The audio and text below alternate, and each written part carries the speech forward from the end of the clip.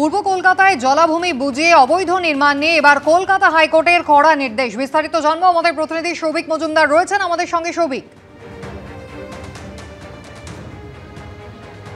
দেখো, প্রথমত বলা হয়েছে যে পূর্ব কলকাতা ওয়েটল্যান্ডস ম্যানেজমেন্ট অথরিটি এই সংস্থাকে বলা হয়েছে যে যেখানে এই পূর্ব কলকাতার জলাভূমি অঞ্চলে যেখানে যেখানে অবৈধ নির্মাণ আছে সেই অবৈধ নির্মাণ একেবারে দাগ নম্বর দিয়ে তালিকা প্রকাশ করতে হবে এবং যে ওয়েবসাইট রয়েছে সেই ওয়েবসাইটে এই তালিকা অবিলম্বে প্রকাশ করতে হবে, এই মর্মেই কলকাতা হাইকোর্টের তরফ থেকে নির্দেশ দেওয়া হয়েছে। এর পাশাপাশি বলা হয়েছে যে এই যে পূর্ব কলকাতার যে জলাভূমি অঞ্চল সেখানে যে অবৈধ নির্মাণগুলো হয়েছে তার কোনো রকম রেজিস্ট্রেশন যেন না হয় তার জন্য সংশ্লিষ্ট কর্তৃপক্ষকে নির্দেশ দেওয়া হয়েছে। 2 এবং 3 নম্বর যে গুরুত্বপূর্ণ নির্দেশ দেওয়া হয়েছে যে এখানে বলা হয়েছে যে সিএসসি এবং বিদ্যুৎ পর্ষদ এই 2 সংস্থাকে বলা হয়েছে যে কোনো রকম অবৈধ নির্মাণ হলে বা যদি কোনো অবৈধ নির্মাণ হয়ে থাকে তারা যদি বিদ্যুতের সংযোগ চেয়ে আবেদন করে থাকেন তাহলে যেন সেই নির্মাণে কোনো রকম বিদ্যুৎ সংযোগ না দেওয়া হয়। এই মর্মে গতকালই কলকাতা হাইকোর্টের তরফ থেকে মাননীয় বিচারপতি অমৃতা সিনহা তিনি নির্দেশ দিয়েছেন।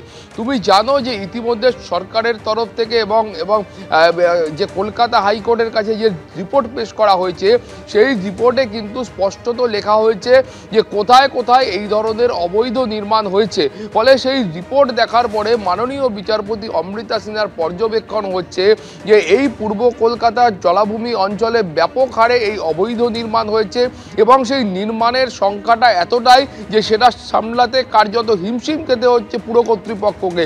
ফলে সব মিলিয়ে যে মামলা এই পূর্ব কলকাতার জলাভূমিকে বাঁচাবার জন্য এবং সেখানকার অবৈধ নির্মাণকে আটকাবার জন্য হয়েছিল তার প্রেক্ষিতে গতকাল যে নির্দেশ দেওয়া হয়েছে সেই নির্দেশ অত্যন্ত গুরুত্বপূর্ণ। তোমাকে আরও একবার বলবো যে প্রথমত যে জমিতে অবৈধ নির্মাণ হয়েছে সেখানে একেবারে প্লট নাম্বার এবং দাগ নম্বর দিয়ে সংশ্লিষ্ট কর্তৃপক্ষের ওয়েবসাইটে আপলোড করতে হবে এবং এই জমিগুলোর বা এই যে নির্মাণগুলো হয়েছে তার যেন কোনো রেজিস্ট্রেশন না হয় সেটাকে সুনিশ্চিত করতে হবে এবং তার পাশাপাশি এগুলিতে যেন কোনো বিদ্যুৎ সংযোগ না দেওয়া হয় সেইটাও কিন্তু নিশ্চিত করতে হবে। এবং একই সঙ্গে বলা হয়েছে যে এখানে যে অবৈধ নির্মাণগুলো হয়েছে সেগুলোকে ভেঙে ফেলার বিষয়ে অবিলম্বে কিন্তু গুরুত্বপূর্ণ পদক্ষেপ নিতে হবে এবং যা প্রয়োজনীয় পদক্ষেপ আছে সংশ্লিষ্ট কর্তৃপক্ষকে সেই সমস্ত পদক্ষেপ গ্রহণ করতে হবে। আগামী 23 ফেব্রুয়ারি শুনানির পরবর্তী দিন ধার্য করা হয়েছে, সেই সময় কিন্তু বলতে হবে যে কোন কোন জায়গায় এগুলোকে চিহ্নিত করা সম্ভব হয়েছে এবং ভাঙার বিষয়ে বা যে অবৈধ নির্মাণ বেআইনি নির্মাণগুলো রয়েছে সেগুলো ভাঙার বিষয়ে এখনো পর্যন্ত কি কি পদক্ষেপ করা গেছে সেটা কিন্তু পরবর্তী দিন কলকাতা হাইকোর্টকে বলতে হবে। কুসুমিতা। সৌভিক, ধন্যবাদ। চলে আসছি পরের খবরে। মুর্শিদাবাদে হুমায়ুন কবিরের প্রস্তাবিত মসজিদের জন্য অনুদানের পাহাড়। সোমবার রাত পর্যন্ত গোনা অনুদানের অঙ্ক ছাড়িয়ে গেল 3 কোটি। অনুদানের মধ্যে নগদ টাকা গোনা হয়েছে 65,67,000। ব্যাংক অ্যাকাউন্টে জমা পড়েছে 2,35,00,000-এরও বেশি টাকা। জমা পড়া টাকা 2 দিন ধরে গোনা হয়, আনা হয় টাকা গোনার মেশিনও। মসজিদের অনুদানের মধ্যে অনেকে সোনার গয়নাও দান করেছেন।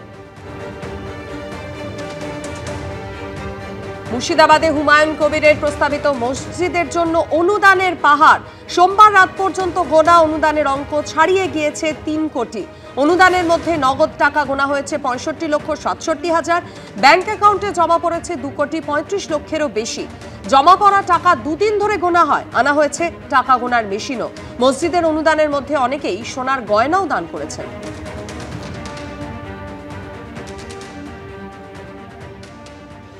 রবিবার গোনা হয় 37 লক্ষ টাকা। রবির পরে সোমবার, এখন অনেকটা রাত হয়েছে, সেই রাত হলেও সেখানে চলছে কিন্তু একেবারে টাকা গোনার কাজ। এখানে দেখতে পাচ্ছি অনেকেই ভান্ডার নিয়ে এসেছিলেন, সেই ভান্ডার ভাঙা হচ্ছে। খুচরো থেকে শুরু করে 10 টাকা থেকে শুরু করে 20, 50, 100 সবটাই রয়েছে। এবং এখানে দেখতে পাচ্ছি যে পরপর দুটি কারেন্সি কাউন্টিং এর যে যন্ত্র সেটা নিয়ে আসা হয়েছে। রবিবার দিন একটা টাকা গোনার মেশিনে সেটাই কিন্তু গোনা হয়েছিল এবং আজকে সেই টাকা গোনার যন্ত্র আরো বাড়ানো হয়েছে। এবং এখানে দেখতে পাচ্ছি একেবারে 100, 200, 500 সেই রকম টাকা এরকম ভাবে যে বক্স বা পেটি, সেই পেটিতে গোনার কাজ চলছে এবং সম্পূর্ণভাবে গোনার কাজ শেষ হতে বেশ কিছুটা সময় লাগবে বলে তারা মনে করছেন। এবং এখানে একাধিক যারা রয়েছেন প্রায় 30 জন এই যে টাকা গোনার কাজ সেই কাজ করে যাচ্ছে সোমবার সন্ধ্যে থেকেও। ক্যামেরায় সুবীর রায়ের সঙ্গে পার্থপ্রতিম ঘোষ, এবিপি আনন্দ, মুর্শিদাবাদ। রেজিনগরে প্রস্তাবিত এই বাবরি মসজিদের জন্য যে ফান্ড কালেকশন এখনো পর্যন্ত হয়েছে তা নিয়ে গতকাল ঘণ্টাখানেক সঙ্গে সমান অনুষ্ঠানে এসে কি বললেন সাসপেন্ডেড বরদপুরের তৃণমূল বিধায়ক হুমায়ুন কবির, দেখুন।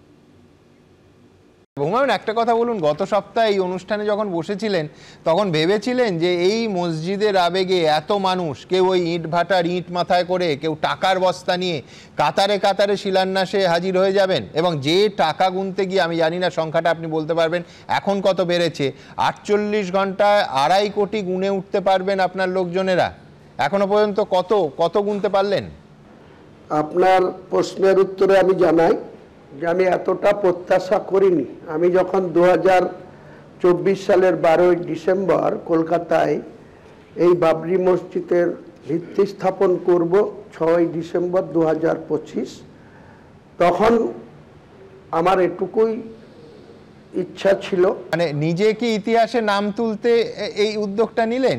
আমি এইরকম কিছু ভাবিনি যে আমার নাম ইতিহাসে তুলতে হবে বা আমার নাম ইতিহাসে উঠে যাবে বা এত পরিমাণ আর্থিক সাহায্য বা এত ইট পাথর বালি সিমেন্ট রড এত তাড়াতাড়ি মানুষ এত আবেগপ্রবণ হয়ে আমার ডাকে সাড়া দিয়ে এইভাবে যে গোটা রাজ্য থেকে, এমনকি রাজ্যের বাইরে ঝাড়খণ্ড অন্যান্য জায়গা থেকেও এইভাবে আর্থিক সাহায্য আসবে, এমনকি আমার কাছে লাগাতার গত দুদিনে কাতার, সৌদি আরব, বাংলাদেশ এসব থেকেও ফোনে যোগাযোগ করা হয়েছে ব্যাংকের টাকা ঢোকানোর জন্য। কিন্তু ব্যাংকের ম্যানেজার বা চিফ ম্যানেজার SBI এর সঙ্গে আজকে বিকেল 5টার সময় আমি কথা বলেছি, তাতে ওনারা বলছে কালকে একটা অ্যাপ্লিকেশন করতে হবে আমার ওই যে ট্রাস্ট, সেই ট্রাস্টের জেনারেল সেক্রেটারি হিসাবে